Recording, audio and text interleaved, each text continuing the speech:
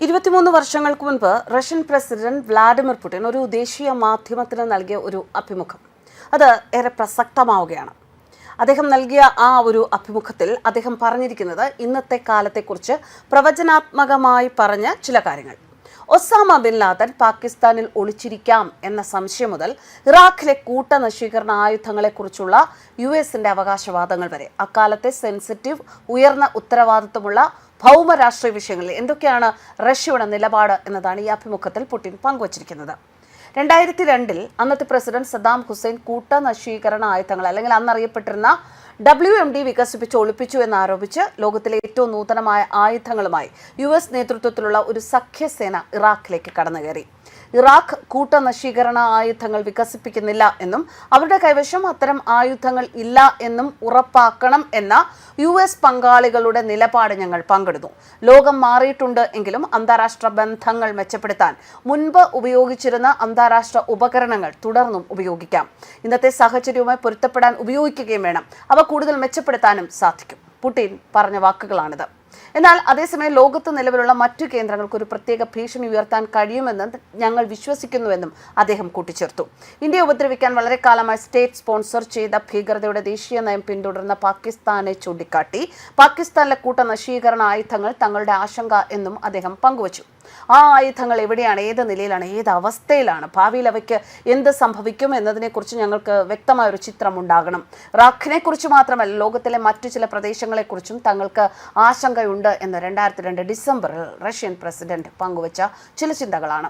2002 ക്രെംലിനിൽ പുടിനുമായുള്ള അഭിമുഖം പാകിസ്ഥാൻ എപ്പോഴും ഒരു തെമ്മാടി രാഷ്ട്രമായിരുന്നു എന്നതിന്റെ ഓർമ്മപ്പെടുത്തൽ കൂടിയാണ്. പാകിസ്ഥാന്റെ ആണവ സാങ്കേതിക വിദ്യയുടെ വ്യാപനത്തിൽ തനിക്ക് ആശങ്ക ഉണ്ട് എന്ന് പുടിൻ വ്യക്തമായി പറഞ്ഞിരുന്നു. കൃത്യം 2 വർഷത്തിന് ശേഷം പാകിസ്ഥാന്റെ ആണവ പദ്ധതിയുടെ പിതാവായ AQ ഖാൻ ഒരു ദശാബ്ദക്കാലം ഒരു രഹസ്യ ശൃംഖല നടത്തിയതിൽ തനിക്ക് പങ്കുണ്ട് എന്ന് സമ്മതിച്ചു. ലോകത്തിലെ ഏറ്റവും വലിയ രാജ്യത്തിന്റെ പ്രസിഡന്റായി ഇപ്പോഴും തുടരുകയാണ് പുടിൻ. പ്രതിരോധം മുതൽ വ്യാപാരം വരെയുള്ള നിരവധി വിഷയങ്ങളിൽ പ്രധാനമന്ത്രി നരേന്ദ്രമോദിയുമായി അദ്ദേഹം ചർച്ചകൾക്കായി ഇന്ത്യയിൽ കാലുകുത്തിയിരിക്കുകയാണ്.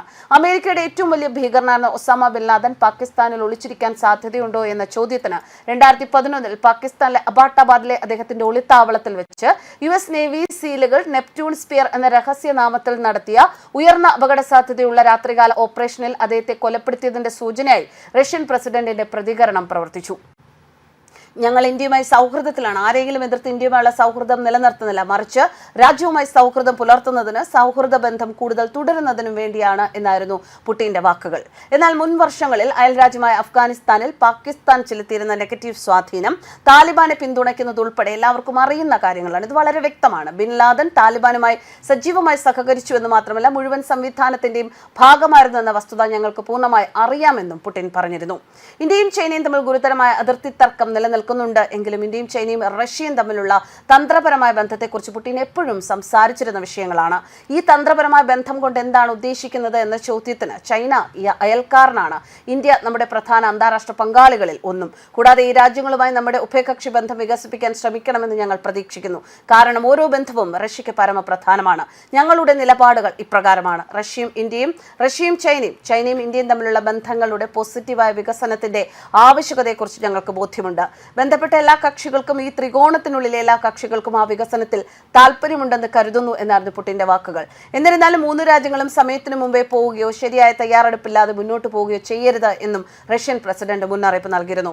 ആവശ്യമായ എല്ലാ സാഹചര്യങ്ങളും ഒരുക്കി സൗഹാർദ്ദപരമായ ബന്ധങ്ങൾ വികസിപ്പിക്കാൻ ശ്രമിച്ചുകൊണ്ട് ഘട്ടം ഘട്ടമായി നാം മുന്നോട്ട് പോകണം. എന്നാൽ തീർച്ചയായും നമ്മുടെ മൊത്തത്തിലുള്ള അഭിലാഷം നമ്മുടെ ബന്ധങ്ങൾ കഴിയുന്നത്ര പോസിറ്റീവ് രീതിയിൽ വികസിപ്പിക്കുക എന്നതായിരിക്കണം. ഇതായിരുന്നു അദ്ദേഹം നൽകിയ ആ അഭിമുഖത്തിന്റെ പ്രസക്ത ഭാഗങ്ങൾ. എന്തായാലും അദ്ദേഹം അത്തരത്തിൽ രാഷ്ട്രങ്ങളുമായി സൗഹാർദ്ദപരമായ അന്തരീക്ഷം നിലനിർത്താൻ ആഗ്രഹിക്കുന്ന വ്യക്തിയാണ്, സൗഹാർദ്ദപരമായ ബന്ധങ്ങൾ നിലനിർത്താൻ ആഗ്രഹിക്കുന്ന വ്യക്തിയാണ്. അതോടൊപ്പം തന്നെ അദ്ദേഹത്തിന് ദീർഘവീക്ഷണമുള്ള കാഴ്ചപ്പാടുകളും ഉണ്ട് എന്ന് വ്യക്തമാക്കുന്ന തരത്തിലുള്ള ഈ സംഭാഷണങ്ങൾ, ഈ പോയിന്റ്സുകൾ, ഈ ഒരു പ്രവചനങ്ങൾ നിലനിൽക്കവേ തന്നെ വീണ്ടും അദ്ദേഹം ഇന്ത്യയിൽ എത്തിയിരിക്കുകയാണ്.